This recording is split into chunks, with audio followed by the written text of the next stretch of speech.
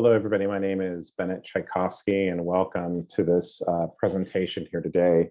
I'm going to talk a little bit about the work experience requirement in California, and also more specifically, when a supervisor is refusing to sign off on your work experience.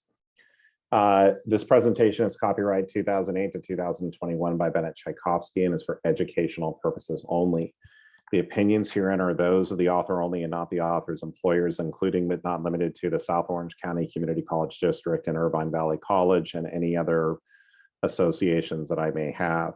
Also, I'm not giving legal advice in this particular part. Rather, I'm kind of going to show you how the Board of Accountancy wants you to go through and handle these types of situations. And it's actually all in the Board of Accountancy's materials. So there was somebody who left a comment in one of my sections who said he was worried about, who said they were worried about getting signed off. So let's talk about this, right? So to become a CPA, you've got to pass the exam, right? Which is a lot of fun. 150 unit education requirement. I have a lot of videos on that. If you need assistance with that, feel free to reach out to me. There's something called the PEP exam, which is basically the take-home exam, and I'll put a link to this in the bottom. And then lastly, we're getting over here to our work experience. So the first thing that you should really do is that if I'm working underneath someone who's not a CPA, that's just going to be a non-starter because they're not going to be able to sign off on the work experience. And you generally need a year. In California. It used to be 2 years, but it's now a year. So you want to talk to your supervisor, right? Your supervisor needs to be a licensed CPA. They could possibly be out of state, but generally they need to be a licensed CPA. There's some exceptions, like for example, if you were teaching at a college and you were teaching accounting classes, believe it or not, you can actually get a license that way, but you have to get the dean to sign off. The other thing too is I also would recommend to you is that if you are going into a job with the anticipation of having, or you have a conversation with somebody about, getting your experience, I would document that in an email. Because if something comes up later and they refuse to sign it, that could be a problem. Just also, if you look at some of my other sequences of different videos, you're going to find something where, if you go on Glassdoor and the firm has a really bad reputation for not signing, I ran across a lot of different like Reddit boards. So there's a lot of stuff out there. So just do your research on who you're working for before you start. Another thing too is in terms of signing off, right? If you're signing off on the general experience, right? And there's a couple different forms here for signing off. I will leave the links to these in the bottom.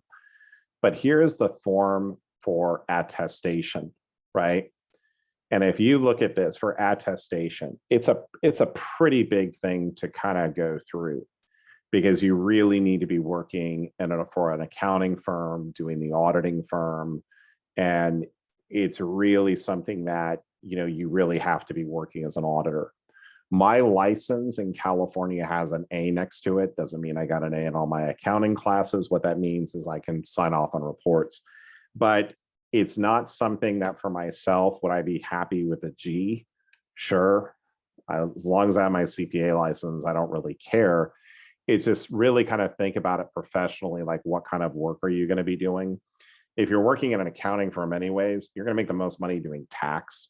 Because think about it, the partner of Ernst & Young, who's on the Facebook engagement in San Jose, if he leaves Ernst & Young, Facebook's not coming with him. Facebook's staying with EY, right? That partner, but if it was a tax partner leaves, they can't directly solicit the clients, but they're all going to follow the tax partner because it's a different type of relationship than that of your principal auditor.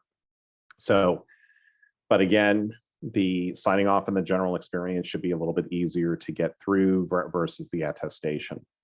And again, going back, check Glassdoor. So here's basically, this is the attestation experience. If we compare this to the form of the general experience, basically in public accounting, it's essentially, you're just kind of go through here and saying that you went through and they were doing some accounting related work.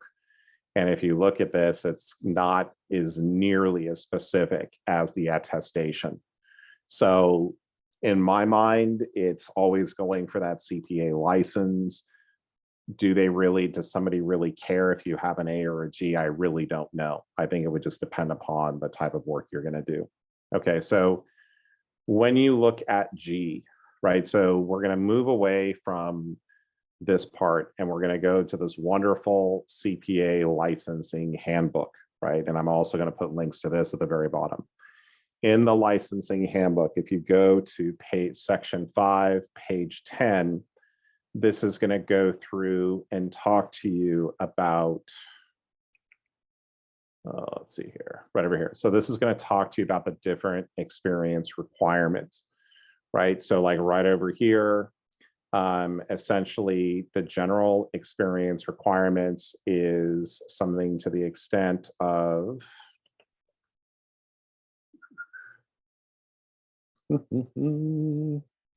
so right over here, it's basically general accounting. So it's from page 10. And if I went back to my reference, that would be great. So let's see here. Okay, so basically, let's see here. Okay, defines general accounting experience as providing any type of service or advice involving the use of accounting, attest, compilation, management advisory, financial advisory, tax, or consulting.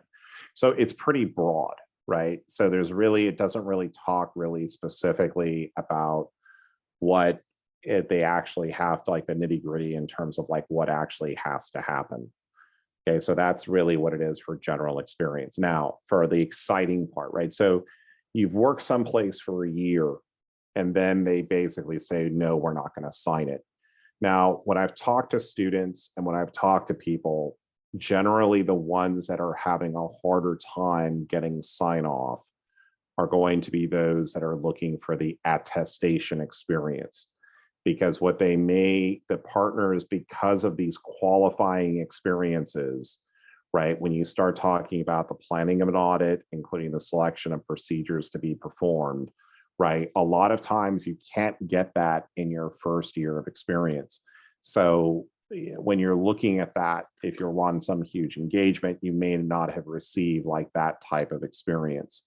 So again, I remember when I was going through, I had to go through and get, when I was at Cooper's, I had to go walk around with these sheets of papers and get my supervisors to sign it. I turned it in. And then, so whatever your firm you're at, make sure you understand the procedures of getting those sign offs. So just, it's a fair question. Just kind of ask around, like someone who's become a CPA, well, like, what did you have to do to get that sign off? So just have that conversation with your employer. So preferably before you start.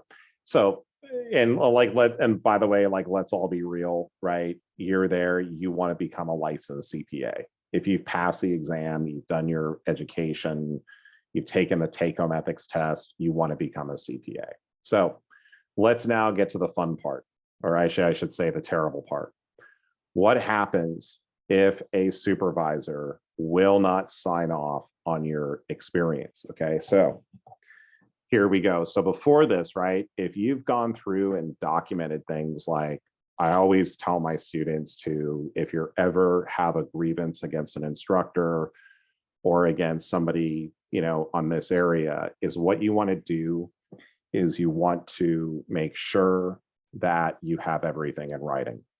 So how to proceed if your supervisor will not complete a certificate of experience. And this is coming directly from the handbook. If your supervisor will not complete the certificate of experience, right? And that's one of these experiences here, right? So if the supervisor refuses to do it, you're going to submit a written request to your supervisor asking that he or she complete the certificate of experience on your behalf and submit a copy to the CPA. Now, if you do this, you want to send it by registered or by certified mail, right? Because if the Board of Accountancy asks you, did you submit this? You say, yep, I sent it by email and I sent it by registered mail. And again, this is only if we're getting to DEFCON 4. If it gets, hopefully this gets resolved beforehand. but you want to just have this conversation. Okay, your request should provide the supervisor with a reasonable amount of time to respond. It is suggested that, oh, there we go, certified mail, return receipt requested. I got that, said it to me before I said it before I even read it. Okay, if your supervisor does not respond, a follow-up request in writing should be made. I would give the supervisor 5 business days, right? And then if they don't respond in 5 business days, do the same thing. Certified mail, return receipt requested, because in the mail, certified mail is going to take a little bit of time. If the supervisor still does not respond and you have filed your application with the CBA, you may submit a letter requesting that the CBA assist you. Copies of the original and follow-up letters should accompany a request. So these 2 letters need to be included when you go to the CBA. Right now, this is where, like, if you've ever read like one of these monthly newsletters from the California Board of Accountancy, there's a back section. You don't want to be in that back section. And let me see if I can pull one of these up. So here's the newsletter from the Board of Accountancy, right? So you can kind of see this here. And we see all these different parts. Okay, so ooh, look at this. Let's see here. Wow. All right, so let's go back to the back of this. Okay, enforcement process. There you go. Accusations, effect. Okay, here we go. So we have here Mario Ulysses Corazano. Okay, so here we go. You see over here, Jana Faith, Kiana. Again, these are people that are in the back of the part of the Board of Accountancy. And so this is what happens when you're a CPA and things go bad. Okay, so over here, let's see here. Okay, so over here, see more enforcement actions.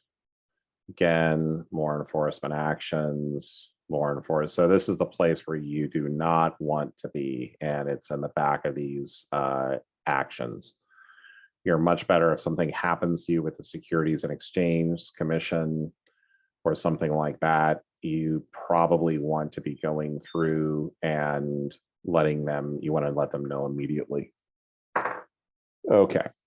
So let's take a look here. So once we've gone through, and that's the reason why they do not want to be in that position. So you sent over basically the written request, you sent over a second one, and now you're getting the CBA involved, right? So basically the CBA will contact the supervisor and want a written explanation. At that point in time, right, this is really when the clock starts ticking. Basically, is a right to, then they're going to tell you whether or not you have a right to file a complaint if they believe their supervisor is impeding them from becoming licensed. So if they're basically impeding you from becoming licensed, that's where this part kicks in. So if this over here, then you go to the CBA Enforcement Division, okay? Now, this is how you basically get them involved. And I'm pretty sure, I don't really see a lot of these that much in the back of what I was just showing you in the newsletter. So once they get involved, it's like the person will more than likely sign it. Okay, so that's what I would say is, that's hopefully what is going to happen.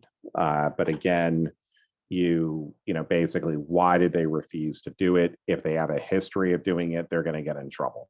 And it's not going to be fun. So again, you want people to become CPAs, and going back to what I was saying earlier, the part about it in terms of if you're talking about an attestation versus a general sign off, general is much easier. It's not as in terms of the legality, or the documentation is not nearly as extensive. So thank you for watching this today, and hopefully this answered your questions. If you have any questions about anything I just shared with you, I will be putting links below, and I look forward to seeing you on the next video. Have a great one today.